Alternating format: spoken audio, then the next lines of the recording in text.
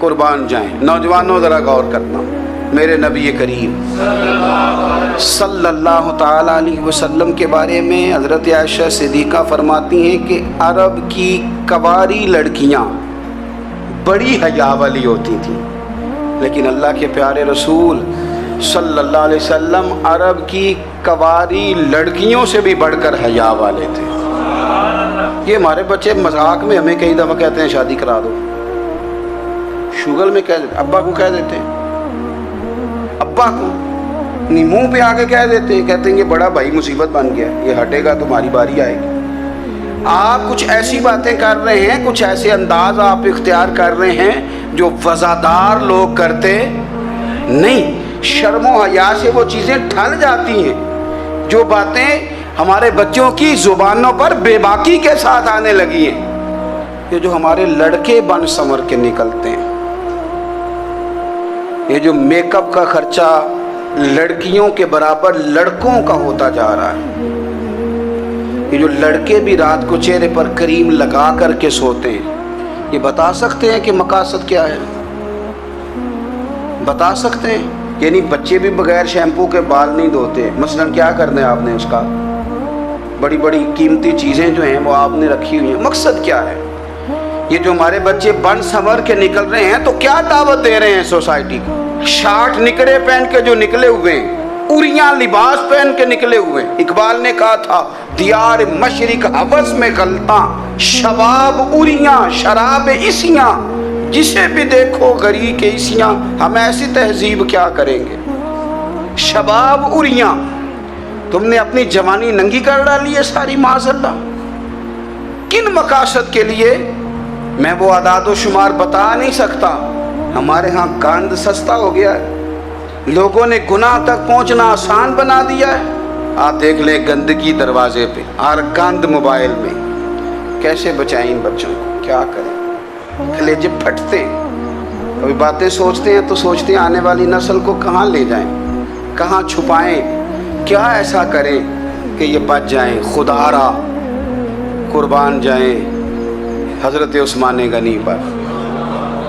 مصنف ابن ابی شیبہ میں صحابہ فرماتے ہیں حضرت عثمان غنی نا بڑے مالدار تھے۔ مال آتا ہے تو لوگ عیاش نہیں ہو جاتے، مال آتا ہے تو لوگوں کی خواہشات بہت بڑھ نہیں جاتی۔ بڑے مالدار تھے، مالدار بھی تھے اور سونے بھی بڑے تھے۔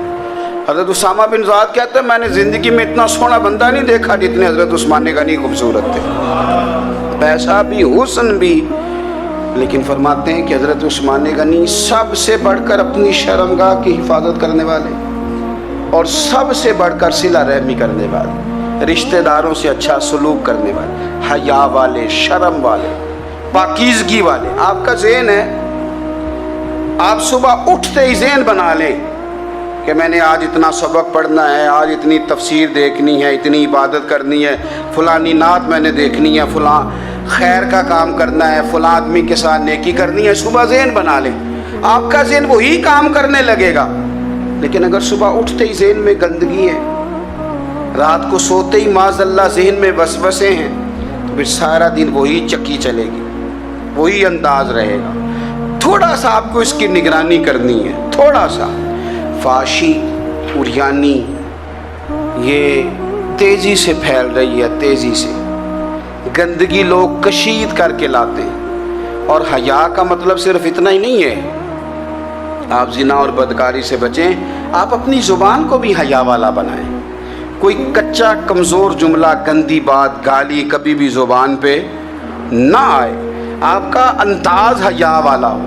بے باک ہو جانا، بے باک بولنا، میں باریکی سے اس بات کو سمجھتا ہوں، اور میں آپ کو بہت ساری بزرگوں کے ارشادات کا نچوڑ عرض کرنے لگا ہوں۔ آپ اپنا ذہن صاف کر لیں، آپ کے بہت سارے کام ویسے ہی صحیح ہو جائیں گے، چونکہ ہمارے دین کے اندر زیادہ اجر نیتوں اور ارادوں پہ ملتا ہے۔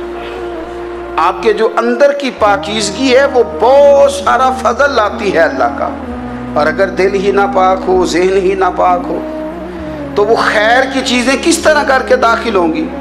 نوجوان میری بات پر توجہ کریں۔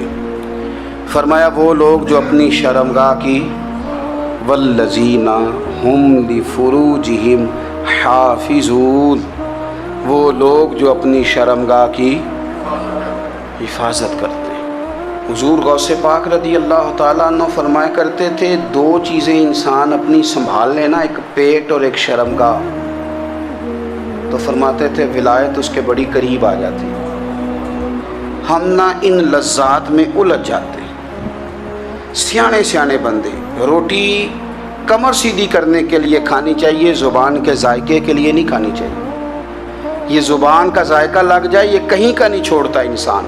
اپنی شرمگاہ کی جو لوگ حفاظت کر لیتے ہیں، کوئی بڑے سے بڑا گناہ کرنے سے بھی بندہ کافر نہیں ہوتا، بندہ کفر کرنے سے کافر ہوتا ہے۔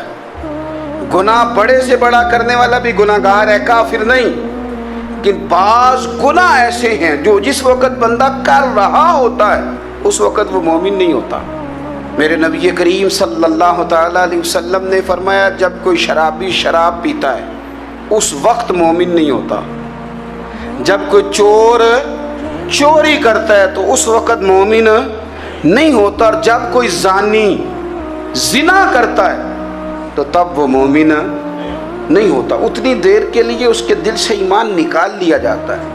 کفل کا ایک واقعہ ترمذی میں ملتا ہے۔ ایک شخص کفل نام کا تھا بنی اسرائیل میں، ایک عورت مجبور تھی، اس کے بچے بھوکے تھے، تو کفل نے اسے مائل کر لیا کہ تو میرے ساتھ گناہ کرے گی تو پھر میں تیرے بچوں کی روٹی تجھے دوں گا۔ تو وہ عورت پہلے تو بیچاری نہ مانی، لیکن بچوں کی بھوک دیکھ کے مجبور ہو گئی۔ جب کفل کے قریب گئی نا وہ عورت، اس نے دروازے سارے بند کر لیے۔ ترمذی شریف میں اس کا واقعہ موجود ہے۔ چاروں جانب سے بند ہو گیا سارا کچھ، لیکن جب وہ کفل کہتا ہے میں اس بی بی کے پاس جانے لگا تو عورت کا وجود کانپتا تھا۔ جس بندے کو گناہ کی طرف جاتے اس کی طبیعت میں ہیجان پیدا ہو تو معنی یہ ہے کہ ابھی ذہن پورا غلیظ نہیں ہوا، ابھی طبیعت پوری گندی نہیں ہوئی، ابھی ایمان کی بہت ساری قسمیں موجود ہیں، عورت کا وجود کانپتا ہے۔ تو کفل کہتے ہیں کہ میں نے اسے کہا کہ سارے دروازے بند ہیں، ڈرتی کیوں ہے؟ تو کہنے لگی ڈرتی اس لیے ہوں کہ سارے دروازے بند نہیں ہوتے، ایک دروازہ کھلا ہے اور وہ دروازہ رب قدیر کا دروازہ ہے، اسے کیسے بند کیا جا سکتا ہے؟ تو کہتے ہیں جب اس نے یہ لفظ کہے تو مجھ پر بھی بات کا اثر ہوا، مجھ پر۔ تب میں نے کہا کہ اگر تو عورت ہو کے رب سے اتنا ڈرتی ہے تو مجھے تو اس نے مرد بنایا ہے، تو مرد تو ہوتا ہی وہ ہے جو اپنے آپ پر کنٹرول کر سکے۔ تو اب نہ معاملہ آگے جائے گا، اب یہاں بات رکے گی نہیں، جا میں تجھے آزاد کرتا ہوں۔ عورت گئی، اس نے توبہ کی کفل نے، اور رات رو کے کہنے لگا مالک آج میں نے توبہ کی ہے تو میرے اوپر مہربانی کرنا، میری توبہ ٹوٹنے نہ پائے۔ رات اس نے توبہ کی، رات ہی انتقال ہو گیا۔ لوگوں کو پتا تھا بڑا بے حیا ہے، بد کردار ہے، گناہ گار ہے، شاید لوگ اس کا چہرہ دیکھنے بھی نہ جاتے، پر مالک کریم ہے نا۔ حضور فرماتے ہیں سویرے اس کے دروازے پہ لکھ دیا اللہ نے، لوگوں رب نے کفل کے سارے گناہ معاف کر دیے ہیں، اس کے دروازے پہ لکھ دیا گیا۔ جب آپ اپنی حفاظت کرنا چاہتے ہیں تو اللہ پھر اسباب بھی پیدا کر دیتا ہے۔ اپنی شرمگاہ کی، اپنی نظر کی آپ خوب حفاظت کریں۔ اور میں آپ کو ایک بات عرض کروں، ایک بندے کے باحیا ہو جانے سے نا، ایک بندے کے ٹھیک ہو جانے سے اس کے دائیں بائیں بے شمار لوگ ٹھیک ہو جاتے ہیں۔ نہ چاہتے ہوئے بھی آپ کی نیکی کا اثر آپ کے دوستوں پہ پڑتا ہے، نہ چاہتے ہوئے۔ اور ایک بندے کے بگڑ جانے سے اس کے دائیں بائیں بہت سارے لوگ بگڑ جاتے ہیں، بہت سارے لوگ بگڑ جاتے ہیں۔ آپ اگر اپنے لب و لہجے پر یہ پابندی لگا سکیں اور اپنے آپ کو اگر آپ سنبھال سکیں تو پھر یاد رکھیے گا بڑی ساری چیزیں بہتر ہو جائیں گی۔ اپنی شرمگاہ کی حفاظت کرنے والے الا علی ازواجہم، مگر یہ کہ اپنی بیویوں پر، او ما ملکت ایمانہم، یا اپنی شرعی باندیوں پر۔ اس زمانے میں جو لونڈی خریدی جاتی تھی اس سے بھی وطی کرنا جائز تھا، اگرچہ اب لونڈیاں موجود نہیں ہیں تو یہ فعل بھی موجود نہیں، سوائے اپنی بیویوں پر یا شرعی باندیوں پر۔ फ़इन्नहुम गैरु मलूमीन, फरमाया जो ये काम करे उस पर कोई मलामत नहीं है। अपनी बीवी के पास शरई तरीके से जाए या बांदी के पास जाए। फ़मन इब्तगा वरा ज़ालिका, और जो आदमी इसके बाद इस हद से बढ़े, इसके सिवा कुछ और करे जो बंदा, फरमाया फ़उलाइका हुमुल आदून, ये लोग हद से बढ़ने वाले हैं। जो लौंडियों और बांदियों के अलावा, अपनी बीवियों के अलावा किसी और जगह गंदगी करें, ये हद से बढ़ने वाले, हदों को क्रॉस करने वाले लोग हैं। फिर इरशाद फरमाया वल्लज़ीना हुम ली अमानातिहिम व अहदिहिम राऊन, और वो जो अपनी अमानतों और अपने वादों की रियायत करते हैं, अमानतें अदा करते हैं, वादे पूरे करते हैं। और वो लोग जो अपनी नमाज़ों की हिफाजत करने वाले हैं, जिनमें ये खूबियाँ आ गई। मेरा रब फरमाता है नमाज में खुशू वज़ू हासिल हो गया, फजूलियात से बच गए, ज़कात अदा करने वाले बन गए, शर्मगाह की हिफाजत करने वाले बन गए, अमानतें अहद पूरे करने वाले बन गए, अपनी नमाज़ों के मुहाफिज हो गए। अल्लाहु अकबर, कुर्बान जाएं। मालिक फरमाते हैं उलाइका हुमुल वारिसून, यही लोग तो वारिस हैं। या अल्लाह किस चीज़ के? फरमाया अल्लज़ीना यरिसूनल फिरदौस, ये लोग जन्नत के वारिस हैं। ये जन्नत के वारिस हैं ये लोग। हुम फीहा खालिदून, और फिरदौस से, जन्नत से निकाले नहीं जाएंगे, हमेशा ही जन्नत में रहेंगे। ये आयात अल्लाह का मुतालबा भी है। ये आयात सहाबा, अहले बैत, औलिया अल्लाह, उन तमाम की सीरत का अक्स भी है। और सबसे बढ़कर सैयदा आयशा सिद्दीक़ा फरमाती हैं यही तो आयात हैं जिन्हें अच्छी तरह समझ लोगे तो तुम्हें मदीने वाले के अखलाक भी समझ में आ जाएगा, हुजूर के अखलाक भी तुम्हें समझ में आए। बड़े गौर के साथ सूरह मोमिनून की इन इब्तिदाई आयात पर गौर करना चाहिए। रब फरमाता है कद अफ़लहल मोमिनून, तहकीक मोमिन कामयाब हो गए। कौन से मोमिन? अल्लज़ीना हुम फ़ी सलातिहिम खाशिऊन, वो जो अपनी नमाज़ों में गिड़गिड़ाने वाले हैं, खुशू के साथ, आजिज़ी के साथ, इनकिसारी के साथ, ज़ौक़ के साथ नमाज पढ़ने वाले हैं। देखिए कुरान ने ये नहीं कहा शुरू में ही कि वो लोग अपनी नमाज पाबंदी से पढ़ते हैं, बल्कि फरमाया वो नमाज़ों में आजिज़ी करते हैं, वो नमाज में खुशू करते हैं, वुज़ू करते हैं। नमाज हम भी पढ़ते हैं। ढेर सारे लोग हैं जिनका ये मुतालबा है कि मेरा नमाज में दिल ही नहीं लगता। पहली बात तो ये है कि दिल ना भी लगे तो नमाज फिर भी पढ़नी है। और दूसरी बात ये कि दिल लगाने को भी तो कुछ इंसान के पास चीज़ें होनी चाहिए ना, कोई ज़रूरियात होती हैं। सबसे पहली बात ये कि मसला नमाज का नहीं, मसला अहमियत का है। आपने अल्लाह तबारक व तआला की ज़ात की, रब करीम के जलालत की जितनी ज़्यादा अहमियत अपने दिल में महसूस कर ली, उतना ही नमाज की तरफ तवज्जो आपकी बढ़ जाएगी। आप सादी सी मिसाल है, गौर कर लें। जितना आप अपने उस्ताद को प्रोटोकॉल देते हैं, जितनी इज्जत करते हैं, उतना ही वक्त पे आप उनके पास पहुंच भी जाते हैं। अगर आपके दिल में अहमियत नहीं है तो आप टाल देंगे। और जिस उस्ताद की अहमियत है उसके फ़ोन की घंटी बजते ही फ़ोन भी उठाया जाएगा, और बात पूरी मुकम्मल भी नहीं होगी तो कहा जाएगा जैसे आप कहेंगे। और जो वक्त वो देंगे उनसे 10 मिनट पहले पहुंचने की कोशिश भी की जाएगी। बस समझ लें दिल लगने ना लगने का मसला नहीं, अहमियत का मसला है। आप जितनी अपने मालिक की बारगाह की अहमियत समझ लेंगे, उतना ही वक्त पे मस्जिद आएंगे, उतना ही शौक़ से नमाज पढ़ेंगे। दूसरी बात, नमाज के तर्जुमे पे गौर करें।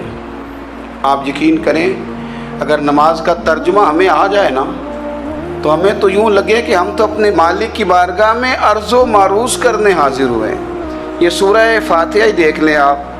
हुजूर फरमाते हैं, रब फरमाता है सूरत फातिहा आधी मेरी है आधी मेरे बंदे की है। जब उसने कहा अल्हम्दुलिल्लाह रब्बिल आलमीन अर्रहमानिर रहीम मालिकी यौमिद्दीन इय्याका नअबुदु व इय्याका नस्तईन, जब यहाँ तक वो लफ्ज़ कहता है तो ये हिस्सा मेरा था। उसने अपने रब की तारीफ़ की। और जब कहा ना उसने इहदिनस सिरातल मुस्तकीम, اب بندے نے التجائیں شروع کر دی.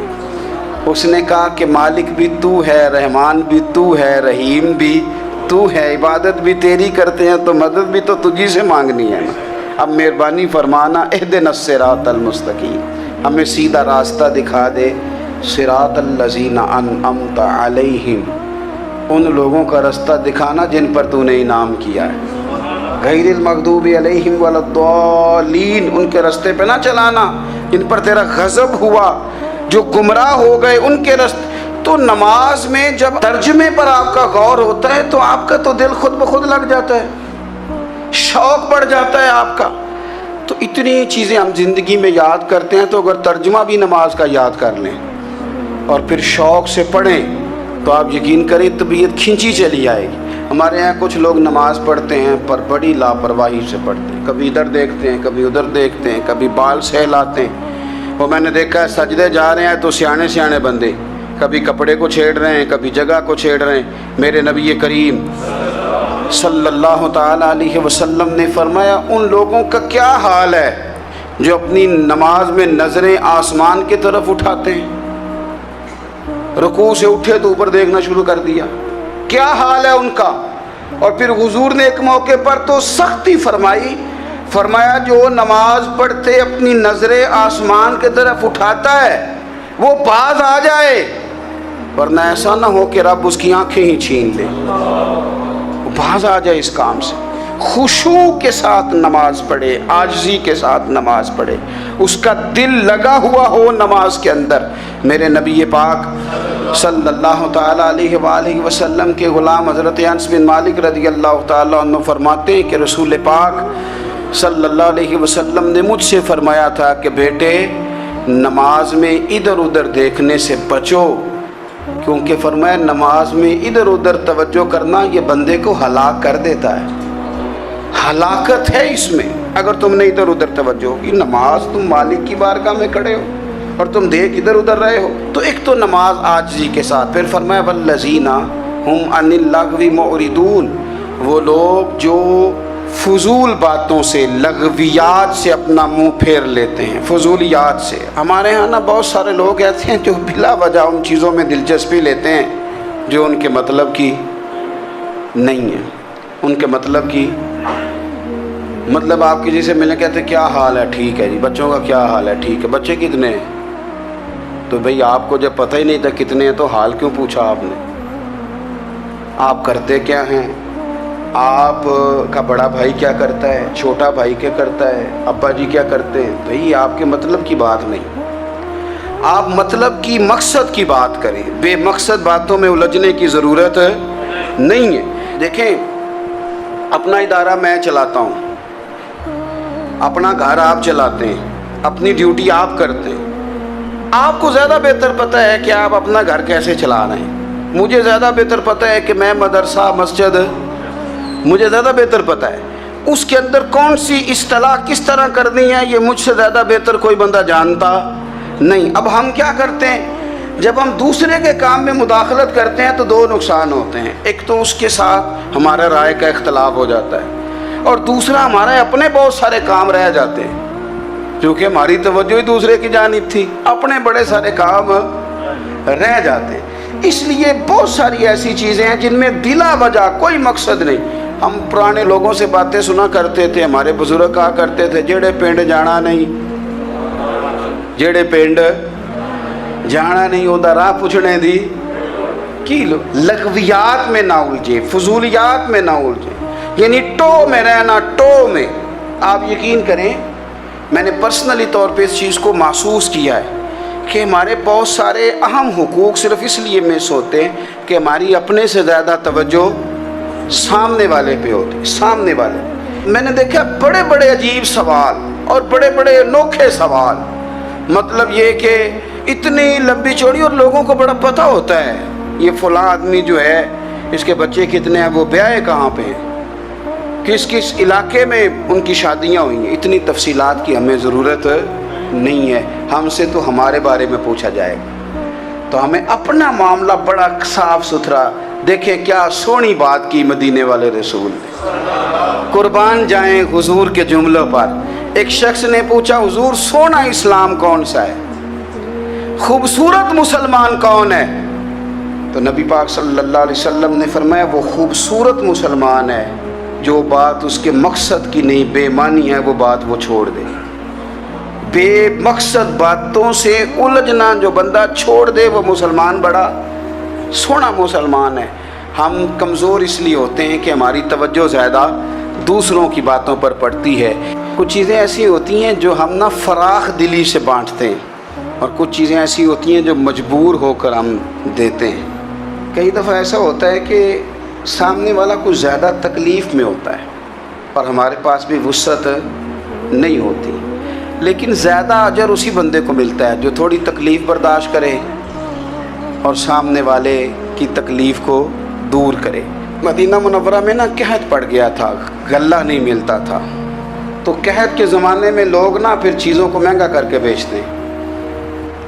ہمارے ہاں ایک طرف چینی کی لائنیں لگی ہوتی ہیں اور دوسری دفعہ چھاپا پڑتا ہے، پورے کے پورے گودام بھرے ہوئے نکل آتے ہیں، لوگ مصنوعی قلت پیدا کر دیتے ہیں۔